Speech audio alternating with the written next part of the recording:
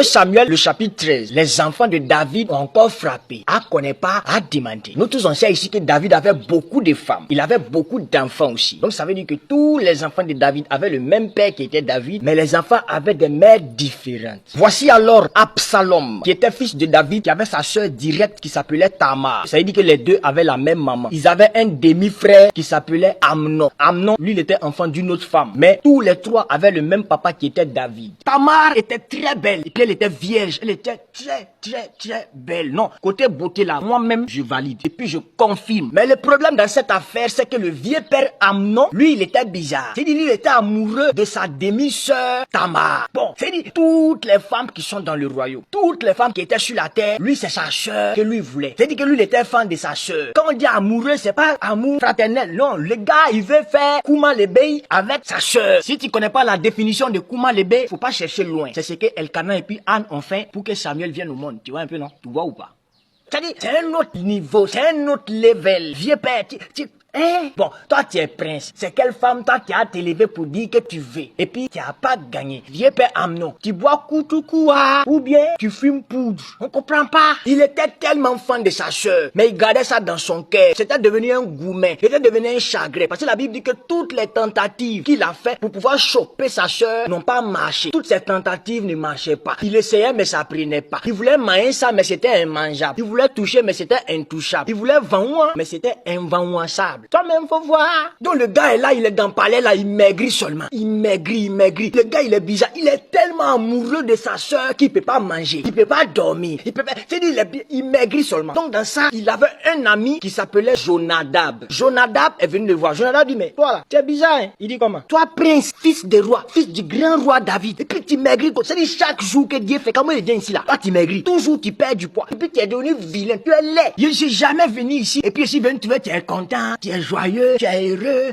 Qu'est-ce qui te manque? Qu'est-ce qui te manque? Tu as quel problème? Non, c'est bizarre, il y a quoi? Il dit, vieux père, laisse-moi maigrir. Laisse-moi maigrir. Parce que ce que je vis, si je t'explique ça que tu as compris, c'est que je me suis levé tôt. Sinon, si elle me lève pas tôt pour t'expliquer, tu ne peux pas comprendre. Il dit, explique-moi, il y a quoi? Il dit, le vieux, je suis amoureux de ma sœur Tamar. Je suis fan de Tamar, ma demi-sœur, la sœur directe de Absalom. Tu vois, je l'aime de toute mon âme. C'est-à-dire, je peux pas. Tu vois, quand il a dit ça, puisque la Bible dit que Jonadab est son ami, je suppose que Jonadab l'aime. Donc moi, je pensais que Jonadab allait lui dire que non, mon gars, au fait, ressaisis-toi. C'est la chair qui te fait penser ça. C'est pas bien. Hein? Voilà, tu te portes pas bien. On va prier. On va prier. Et je pense que le Seigneur va te soutenir. Sinon, ça, c'est une tentation. Ça, c'est l'œuvre de l'ennemi pour pouvoir te détruire. Tu sais ce que Jonadab lui a dit? Jonadab, son ami, lui dit, mon gars, c'est-à-dire, je te comprends pas. Notre amitié sert à quoi? Si on peut pas se soutenir. Si notre amitié là, si on peut pas se soutenir, tu sais que ça sert à quoi? C'est pas à cause de ces petits problèmes là, toi, mon ami, tu vas te comporter comme ça. Ça, c'est un petit problème. Moi, je gère ça pour toi. Ça, c'est un petit truc. Toi, tu connais pas mon nom. Moi, on m'appelle le coordonneur. C'est-à-dire, moi, je coordonne les mots. Ça, c'est quoi? Viens ici, te parler.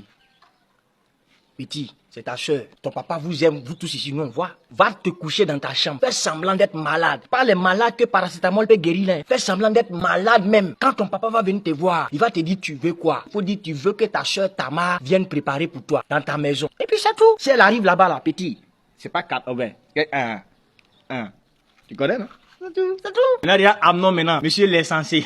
Il dit, qu'est-ce que ma vie allait devenir si elle n'avait pas croisé un ami comme ça? Tu me conseilles bien. Frère, tu vas vivre longtemps. Donc, Amnon, il a fait comme son ami Jonadab lui a dit. Il est parti se coucher et puis il a fait semblant d'être malade. Il a fait semblant dans la semblantitude semblantale. Un gros semblant. Bon, le roi David est venu maintenant pour venir le voir. Mon fils, j'ai appris que tu es malade. Qu'est-ce qu'il y a? Il dit, papa, il y a... Maman, il ne pensait pas que matin allait me trouver en vie. Il y a une nuit là. Il ne savait pas si il devait m'envoler ou bien si il devait m'enfoncer. C'est-à-dire, il a souffert hier nuit. Il n'a même pas dormi. Il dit, ma tête fait mal. Quand il attrape tête, ventre commence. Il attrape ventre, mollet commence. Il attrape mollet, voici orteil. C'était chaud. Vraiment, oui, je suis couché là. Il attend seulement que Dieu me bip seulement pour qu'il décroche. Ça va pas. Son papa, le roi David, lui demande, tu as mangé? Que désires-tu, mon fils? Qu'est-ce que tu désires? Le vieux. Fallait commencer par là. On va commencer par ça. Je veux que, faut dire à ma soeur Tamar de venir préparer pour moi. Elle n'a qu'à venir. Faut pas elle va préparer à la maison. Hein. Elle n'a qu'à venir préparer ça dans ma maison ici. Sous mes yeux. Là au moins, il y aurait un peu d'appétit. Parce que ma bouche est amère. Peut-être si elle vient un peu venir faire un peu de gna pour moi. Voilà. Donc elle n'a qu'à venir préparer ici. Ça peut être si elle prépare là-bas, il n'y a pas pouvoir manger. Elle n'a qu'à venir préparer ici, là, sous mes yeux. Et puis elle va me servir et manger. Après ça, j'irai mieux. Son papa dit, il n'y a pas de problème mon fils. Allez, j'ai appelé Tamar. Elle n'a qu'à venir ici là. C'est comme ça, ils sont allés appeler Tamar. Et puis le roi a ordonné à ce que Tamar vienne préparer pour son frère chéri Amnon. Tanti Tamar, la grande cuisinière de la cour royale. Et pour elle, c'est pas cordon bleu, non, cordon arc-en-ciel. Elle allait faire son marché et puis elle est venue, elle a préparé. Elle prépare le faux malade Amnon, il est couché. Ma soeur, c'est pas encore prêt. C'est pas encore prêt. Il est fait ouh là là. Maladie, qui es-tu? Maladie, laisse-moi en paix. Moi, tu es venu.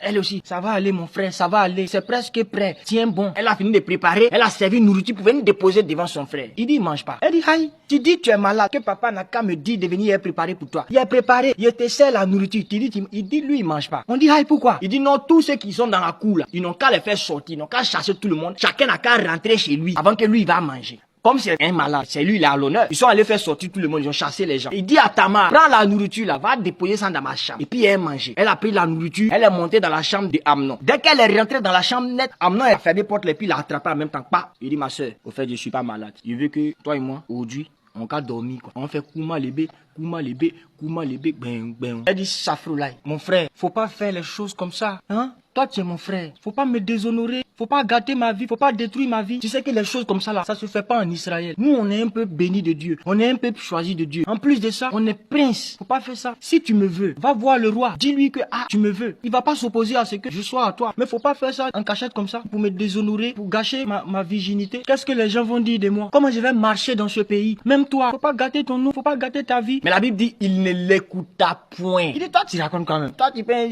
je suis en train de m'amuser, quoi. Fais vite, quitter ici. Moi, il n'est pas que ça à faire. Il y a quoi? Il y a d'autres chats à fouetter là. Ça veut dire quoi? La Bible dit c'est ainsi qu'il a fait violence à sa sœur. Il a viole et puis il a déshonoré. Il a pris sa virginité et puis il l'a vendu. Le gars, il était déjà gamé. Quand le grand Amnon a fini de viole sa sœur, il arrive et puis il dit, lève-toi, faut gagner temps.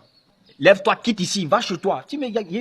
Faut partir. Elle dit, mon frère, faut pas augmenter ma douleur. Tu viens de détruire ma vie. Tu viens de me détruire en 1000 morceaux. Et puis tu es en train de me traiter comme ça encore pour que ça me fasse. Tu es méchant. Il y a ce que tu me fais. Tu viens de me gâcher la vie. Et puis tu me chasses encore comme si j'étais une chienne. Pourquoi tu me fais ça?